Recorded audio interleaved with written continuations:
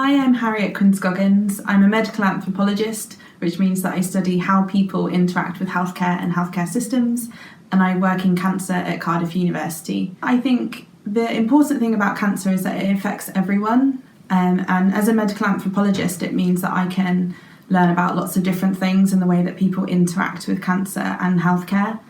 I think quite often cancer research is thought of as people who work in labs, but actually there's lots of cancer research where people work with patients and they work with the general population.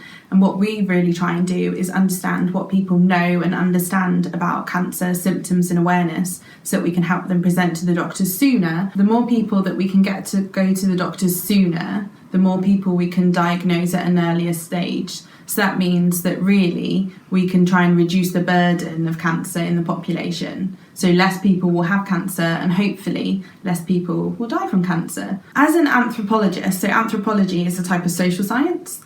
And what it means is that I interact with people and do research about how they understand cancer symptoms and awareness and how they act. So it's quite similar to psychology or health psychology in that way. So I work with a lot of health psychologists in the team. And really what it means that I can understand and talk to people about things like how their cultural or religious beliefs might have an impact on how they act around cancer or think about cancer. Because often people have different beliefs about causes, they'll have different religious beliefs about how maybe they react to treatment or whether they'll accept treatment. And they have different cultural beliefs about when to go to the doctors. We have quite often, there's a phrase like the British stiff upper lip, where you're a bit nervous about bothering the doctor if you don't think it's that important. But actually that kind of work is really good for kind of using anthropology to help understand why people act like that, and then maybe how we can influence positive change so that people don't think that actually I'm just bothering the doctor. They'll go to the doctor when they should to try and get help.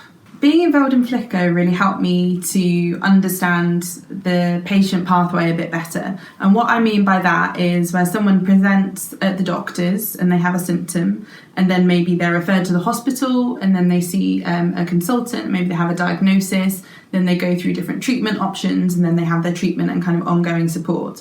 So because I work in screening, prevention and early diagnosis, I interact with patients at that very first stage.